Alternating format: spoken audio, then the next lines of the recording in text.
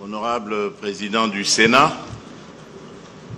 Honorable Premier Vice-président de l'Assemblée nationale, Madame la Première ministre, chef du gouvernement, Monsieur le Président du Conseil supérieur de la magistrature, distinguées Premières Dames, honorables députés et sénateurs, Mesdames et Messieurs les membres du gouvernement,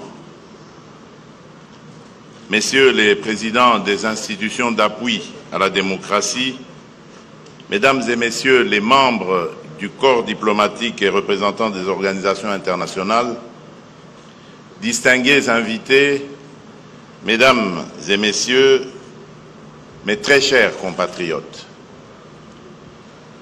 en ce 2 août 2025, jour hautement symbolique, nous nous rassemblons en ce lieu, désormais érigé en mémorial du Génocauste, pour arroser une sémence de conscience collective que notre peuple a fait germer il y a 2 ans. Nous sommes venus répondre à un triple appel. L'appel de la mémoire, l'appel de la dignité, l'appel de la justice. Par notre présence ici, nous commémorons le Génocauste, terme consacré par notre peuple souverain à travers ses représentants légitimes pour désigner l'extermination méthodique dont il a été et demeure encore victime au nom des logiques économiques cyniques et prédatrices. Nous sommes venus rendre un hommage solennel à des millions de nos compatriotes, hommes, femmes, enfants, sauvagement massacrés, souvent déportés, et trop longtemps condamnés au silence, dans l'indifférence glaciale de la communauté internationale. Nous rendons également hommage à celles et ceux qui, au péril de leur vie, leur ont porté secours. Mais parce que ces millions de vies fauchées vivent encore à travers notre mémoire, notre combat, nos voix, je vous invite à vous lever pour observer un moment de recueillement en leur honneur.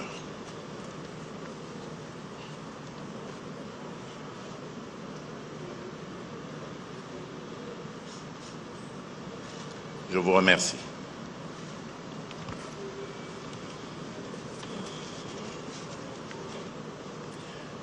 Mesdames et Messieurs, distingués invités, mes très chers compatriotes, comme l'a écrit Elie Wiesel, le contraire de l'amour, ce n'est pas la haine, c'est l'indifférence.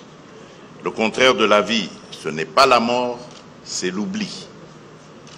Depuis plus de 3 décennies, la République démocratique du Congo subit une guerre d'agression dont les enjeux dépassent largement le cadre militaire ou géopolitique.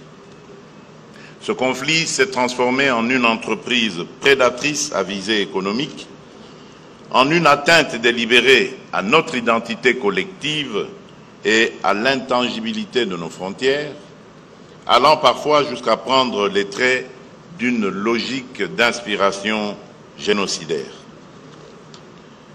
Dans plusieurs régions de notre pays, des communautés entières ont été ciblées, des familles décimées, des pans entiers de notre mémoire culturelle méthodiquement effacés.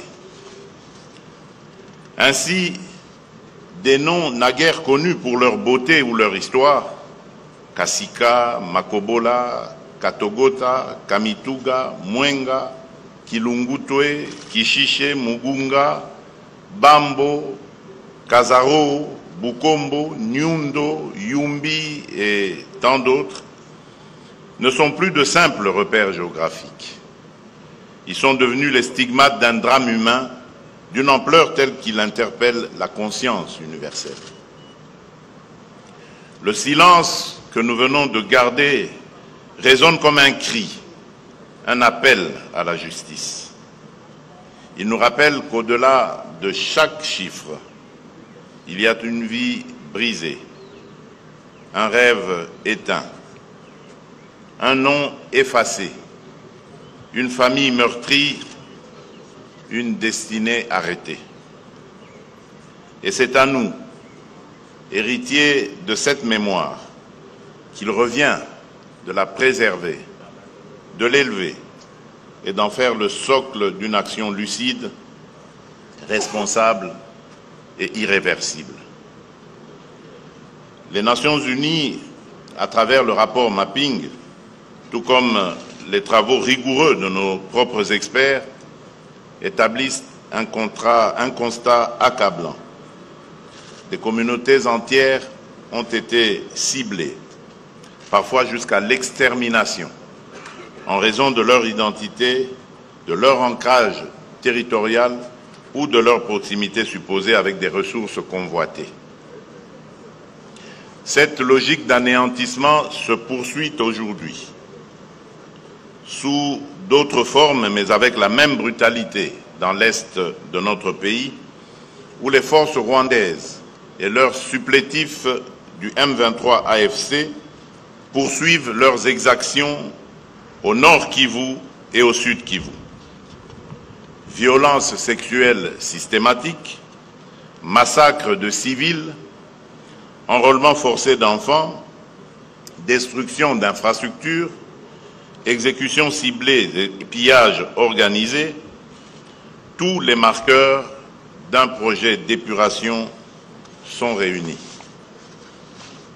Le massacre survenu il y a quelques jours, encore dans les environs de Djougou, en Ituri, en est une parfaite illustration. Selon les Nations Unies, plusieurs dizaines de paysans ont été froidement assassinés alors qu'ils cultivaient leurs champs. Ce drame, rapporté par les médias internationaux, vient cruellement nous rappeler que le Génocoste n'est pas qu'un épisode du passé. Il continue de se perpétuer dans le silence et l'indifférence.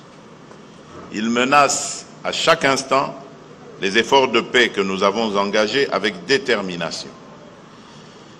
Il met en péril l'élan historique impulsé par l'accord de Washington, conclu sous l'égide du président Donald Trump, pour mettre un terme à près de 3 décennies de violence à l'est de notre pays. Cette réalité impose à tous, ici comme ailleurs, un sursaut de conscience. À la veille de l'installation d'une commission d'enquête indépendante sur les massacres perpétrés dans cette région, je lance un appel solennel à la communauté internationale.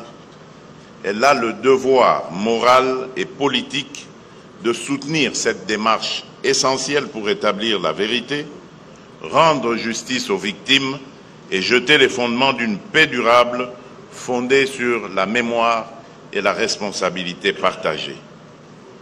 Et si le monde hésite encore à reconnaître cette tragédie pour ce qu'elle est, un génocide rampant, nous n'attendrons pas que d'autres valident notre douleur. Nous en sommes les premiers témoins, nous en serons les premiers artisans de justice.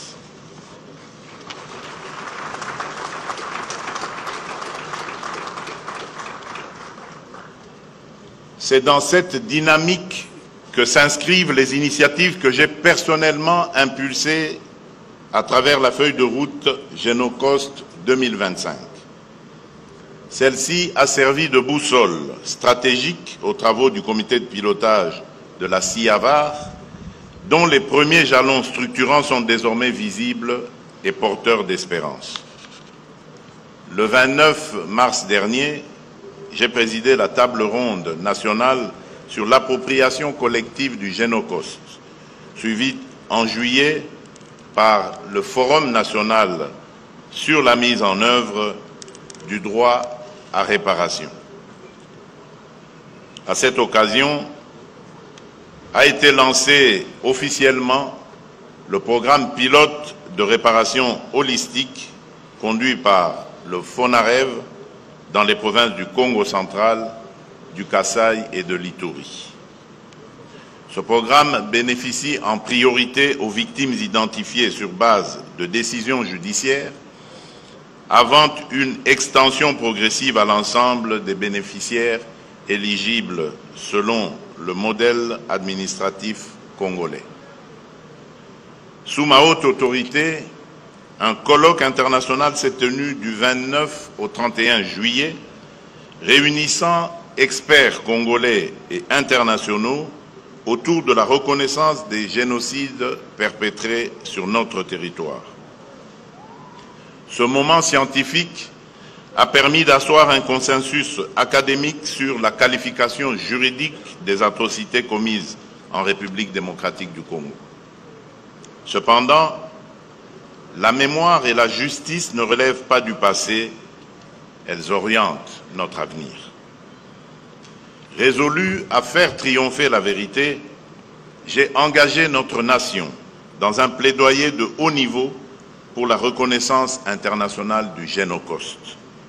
Car il est temps de rompre le silence, de lever les tabous et d'affirmer avec gravité et clarté une vérité trop longtemps étouffée en démontrant juridiquement que plusieurs massacres perpétrés répondent aux critères définis par la Convention 1948 sur la prévention et la répression du crime de génocide.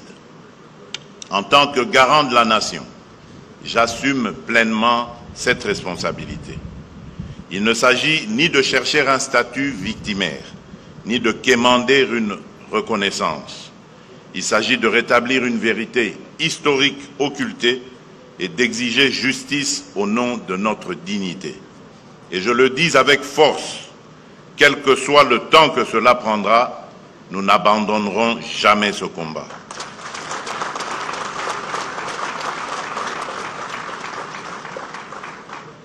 Ce plaidoyer s'inscrit dans une stratégie globale que le gouvernement met en œuvre, articulée autour de deux axes, politiques et diplomatiques.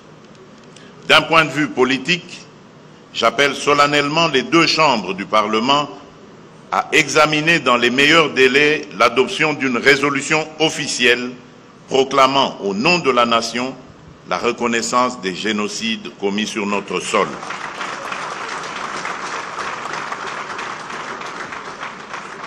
Ce ne serait pas qu'un symbole, mais un acte souverain de vérité et de mémoire. Sur le plan diplomatique, nous mènerons une campagne offensive et concertée auprès des États épris de justice, des institutions multilatérales et des forces vives de la société civile internationale. Cette mobilisation connaîtra une séquence structurante à l'automne 2025 avec une série d'événements parallèles en marge de la 60e session du Conseil des droits de l'homme à Genève et de la 80e session de l'Assemblée générale des Nations unies à New York. J'ai en outre instruit le gouvernement de mener un dialogue diplomatique ciblé avec les représentations étrangères accréditées à Kinshasa afin de les sensibiliser aux enjeux de ce combat et de faire d'elles des relais actifs de notre message auprès de leur capitale. Mesdames et messieurs, distingués invités, mes très chers compatriotes, le combat que nous menons est celui de la vérité, de la dignité et de l'espérance.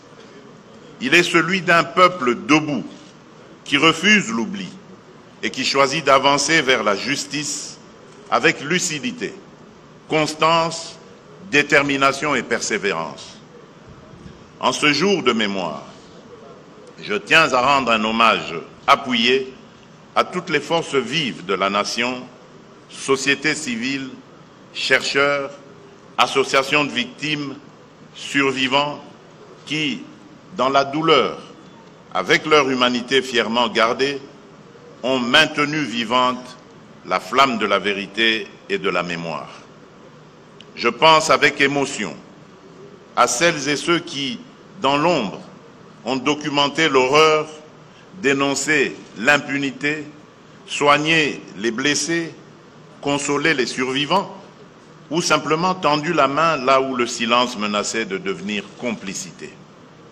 Par votre engagement, vous avez sauvé l'honneur de la nation.